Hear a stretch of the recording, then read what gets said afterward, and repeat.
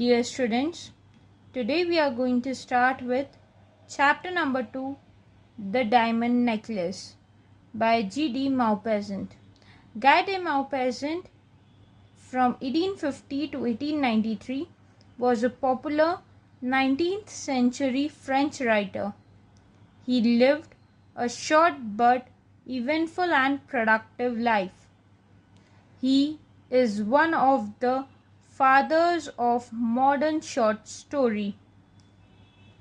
As a follower of Flaubert, his short stories are characterized by their economy of style and their efficient, effortless denouement. He also wrote 6 novels. He served as a model for Somerset Maugham and O. Henry. Maupassant took the subjects for his pessimistic stories and novels chiefly from the behavior of the upper class, the Franco-Prussian War, and the fashionable life of Paris. ये chapter G.D. Maupassant ने लिखा है. वो 1850 से 1893 तक alive थे. वो 19th century के एक पॉपुलर फ्रेंच राइटर थे. उन्होंने अपनी लाइफ बहुत ही प्रोडक्टिवली, बहुत ही अच्छे तरीके से जी थी और उन्हें father of modern short story भी कहा जाता है. उन्होंने अपनी ही छोटी छोटी स्टोरीज़ में कुछ ऐसे इंसिडेंट्स बताए थे जो डिफ्रेंशिएट करते थे या जो बताते थे अपर क्लास का बिहेवियर, हायर सोसाइटी का बिहेवियर, फ्रैंको पर्शियन वॉर्स के बारे में या लाइफ ऑफ पेरिस के बारे में, फैशनेबल लाइफ ऑफ पेरिस के बारे में. This story is about the irony of the fate in the life of a woman who, in order to show her off as a lady, borrows a diamond necklace and in the end, after long tribulations, finds that it was artificial. Read the story to find how it happened.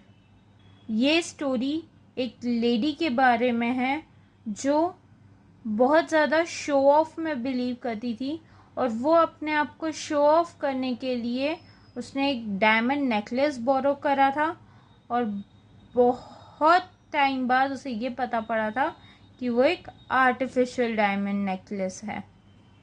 So let's see what will happen in the story. She was one of those pretty and charming young girls who sometimes are born as if by a slip of fate into a family of clerks. She had no dowry, no expectations, no way of being known, understood, loved, and wedded by any rich and distinguished man. So she let herself be married to a little clerk of the Ministry of Public Instructions. इस chapter में हम जिस girl के बारे में बात कर रहे हैं वो बहुत ही प्रिटी और चार्मिंग है और वो इतनी ब्यूटीफुल है कि ऐसी ब्यूटीफुल लड़कियां बहुत कम बॉर्न होती है और वो एक फैमिली ऑफ क्लर्क से है. उसकी कोई एक्सपेक्टेशंस नहीं है और वो इतनी नोन भी नहीं है और ना ही वो किसी एक रिच पर्सन, डिस्टिंग्विश पर्सन से शादी कर सकती है. इसीलिए उसने शादी करी एक छोटे क्लर्क से जो मिनिस्ट्री ऑफ पब्लिक इंस्ट्रक्शन में काम करता है. She dressed plainly because she could not dress well, but she was as unhappy as if she had really fallen from a higher station. Since with women there is neither caste nor rank, for beauty, grace, and charm take the place of birth and breeding's natural ingenuity, instincts for what is elegant, a supple mind are their sole hierarchy, and often make of women of the people the equals of the very greatest ladies. सो वो जो lady है वो बहुत ही plain dress करती है क्योंकि वो heavy dresses नहीं पहन सकती है, पर वो इतनी अनहैप्पी रहती है जैसे वो बहुत हायर सोसाइटी से लोअर सोसाइटी में आ गई है। ये उस टाइम की बात है जहाँ पर मेल डोमिनेंट सोसाइटी रहती थी, जहाँ पर गर्ल्स को या वुमेन्स को ज़्यादा प्रिविलेज नहीं दिया जाता था और मेल्स के लिए सब कुछ होता था। Mathilde suffered ceaselessly, feeling herself born to enjoy all delicacies and all luxuries. She was distressed at the poverty of her dwelling, at the bareness of the walls, at the shabby chairs, the ugliness of the curtains. All those things of which another woman of her rank would never even have been conscious, tortured her and made her angry. The sight of the little Breton peasants who did her humble housework aroused in her despairing regrets and bewildering dreams. She thought of silent antechambers hung with oriental tapestry, illuminated by tall bronze candelabra, and of two great footmen in knee breeches who sleep in the big armchairs, made drowsy by the oppressive heat of the stove. She thought of long reception halls hung with ancient silk, of the dainty cabinets containing priceless curiosities, and of little coquettish perfumed reception rooms made for chatting at 5 o'clock with intimate friends, with men famous and sought after, whom all women envy, and whose attention they all desire. सो मेथाइल्ड हमेशा उन सब चीज़ों के बारे में tense रहती थी जो एक नॉर्मल वुमेन कभी सोचती भी नहीं होगी उन सब के बारे में। पुअर चेयर्स, अगली कर्टन्स, वॉल्स जिन पे कोई डिज़ाइन नहीं, कोई कलर नहीं है, और उसकी पॉवर्टी के बारे में।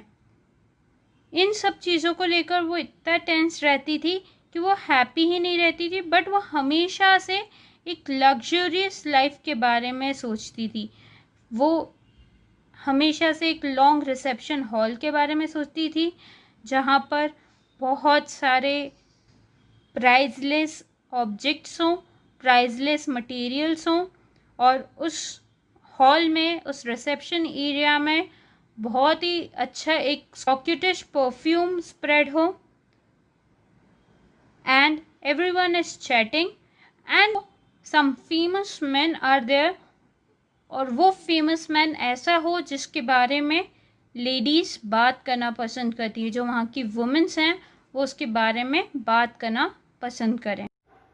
When she sat down to dinner before the round table covered with a tablecloth in use 3 days, opposite her husband, who uncovered the soup tureen and declared with a delighted air, "Ah, the good soup! I don't know anything better than that." She thought of dainty dinners, of shining silverware, of tapestry that peopled the walls with ancient personages and with strange birds flying in the midst of a fairy forest. And she thought of delicious dishes served on marvelous plates, and of the whispered gallantries to which you listen with a sphinx-like smile. वो एक round table पर dinner के लिए बैठी हुई थी, जो table cloth से फ्रॉम 3 days ऐसे ही कवर्ड थी। वो अपने हस्बैंड के ऑपोजिट में बैठी एंड उसके हस्बैंड ने सूप के बाउल को अनकवर करा और बोला कि कितना अच्छा सूप है, इससे बेटर थिंग और कुछ नहीं हो सकती। पर वो तब भी उसी रिसेप्शन के बारे में सोच रही थी, वहाँ पे अलग अलग स्ट्रेंजर्स से मिलना, और वो अपनी ही ड्रीम में खोई हुई थी। वहाँ के अलग अलग डिशेस एंड ऑल जो सर्व हुई है बड़ी बड़ी प्लेट्स में, वो इन सब के बारे में सोचते हुए स्माइल कर रही थी। She had no gowns, no jewels, nothing, and she loved nothing but that. She felt mad for that. She would have lived so much to please, to be envied, to be charming, to be sought after. She had a friend, a former schoolmate at the convent, who was rich and whom she did not like to go to see any more because she felt so sad when she came home. जो methyl थी उसके पास कोई gowns नहीं थे, कोई jewelleries नहीं थी, उसके पास ऐसा कुछ भी स्पेशल या लग्जूरियस चीज़ें नहीं थी, और उसे ऐसा लगता था कि वो उन सारी लग्जूरियस को पाने के लिए बनी है। उसे सब चार्म चाहिए, उसे सब लोग प्लीज़ करें, उसे सब कुछ ब्यूटीफुल चाहिए। उसकी एक फ्रेंड है जो उसकी स्कूल मेट थी फ्रॉम कॉन्वेंट, जब वो कॉन्वेंट में पढ़ती थी तब से, और वो बहुत ही रिच थी, इसीलिए मिथाइल को उसके पास जाना पसंद नहीं था और उसे बहुत बुरा लगता था जब उसकी फ्रेंड उसके पास आती थी। But one evening her husband came home with a triumphant air and holding a large envelope in his hand. "There," said he, "there is something for you." She tore the paper quickly and drew out a printed card which bore these words. एक evening उसके husband जैसे ही घर आता है तो वो एक envelope लेकर आता है अपने हाथों में, और वो मिथाइल को देखकर बोलता है कि मेरे पास तुम्हारे लिए कुछ है, और वो उसे हैंड ओवर कर देता है। वो उस एनवेलप को ओपन करती है और वहाँ पर और उस एनवेलप में एक प्रिंटेड कार्ड रहता है जिसपे कुछ वर्ड्स लिखे हैं। The Ministry of Public Instructions and Madame George Ramponneau request the honor of M. and Madame Loissel's company at the Palace of the Ministry on Monday evening, January 18. Instead of being delighted, as her husband had hoped, she threw the invitation on the table, crossly muttering, "What do you wish me to do with that?" वो जो printed card है वो एक invitation है Monday evening का, that is on January 18, जिसमें लोसाइल और उसके हस्बैंड को इनवाइट किया गया है पैलेस ऑफ मिनिस्ट्री में फॉर अ पार्टी। और वो इनविटेशन पढ़ते से मिथाइल का हस्बैंड सोचता है कि वो बहुत खुश होगी, बट वो उस इनविटेशन को टेबल के ऊपर थ्रो करती है और पूछती है कि तुम क्या चाहते हो, मैं इसका क्या करूं? "Why, my dear, I thought you would be glad you never go out, and this is such a fine opportunity. I had great trouble to get it. Everyone wants to go. It is very select, and they are not giving many invitations to clerks. The whole official world will be there." The husband replied कि मुझे तो लगा था तुम बहुत खुश होगी, तुम बहुत कम बाहर जाती हो और ये एक बहुत अच्छी अपॉर्चुनिटी है, और मुझे इस इनविटेशन को लेने में बहुत ट्रबल हुआ था।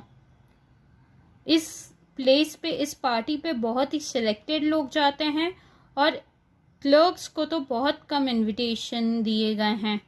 सो ये एक ऑफिशियल पार्टी है जहाँ पे बहुत सारे ऑफिशियल लोग, बहुत बड़े बड़े लोग मौजूद होंगे। She looked at him with an irritated glance and said impatiently, "And what do you wish me to put on my back?" He had not thought of that. He stammered, "Why, the gown you go to the theatre in. It looks very well to me." एथेल्ड उसे बहुत ही irritated नज़रों से और impatiently पूछती है कि तुम क्या चाहते हो, मैं वहाँ क्या पहन के जाऊंगी। तभी वो सोचता है कि उसने इस बारे में सोचा नहीं, बट वो फिर बोलता है कि तुम वो गाउन पहन सकती हो जो तुम थिएटर्स में पहन के जाती हो, वो तुम पे बहुत अच्छा लगता है। He stopped distracted, seeing that his wife was weeping. Two great tears ran slowly from the corners of her eyes towards the corners of her mouth. "What's the matter? What's the matter?" he asked. जैसे ही वो बोलना चुप होता है, उसने देखा कि जो उसकी वाइफ है उसकी आंखों से आंसू बह रहे हैं और दो बड़े बड़े आंसू उसकी आईज से धीरे धीरे उसके माउथ की तरफ फॉरवर्ड हो रहे हैं। तभी वो उससे पूछ रहा है, क्या हुआ, मुझे बताओ, क्या प्रॉब्लम है।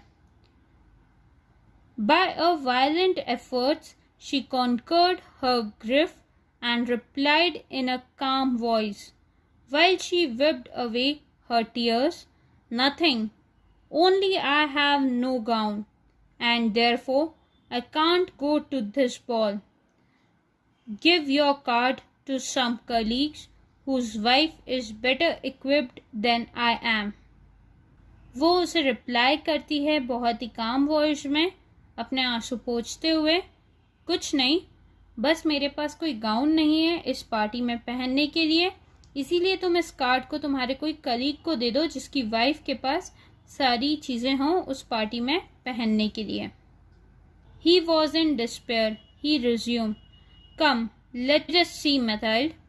How much would it cost? A suitable gown which you could use on other occasions. Something very simple." She reflected several seconds, making her calculations and wondering also what sum she could ask without drawing on herself an immediate refusal and a frightened exclamation from the economical clerk. वो 2 minute सोचती है और वो calculations लगाती है कि वो ऐसा कौन सा अमाउंट बोले जिससे उसे रिफ्यूज़ल भी न मिले और उसके हस्बैंड जो इकोनॉमिकल क्लर्क हैं वो डरे भी ना, और उन्हें और एक्सप्लेनेशन देने की ज़रूरत ना पड़े। ऐसा कौन सा वो अमाउंट बताए।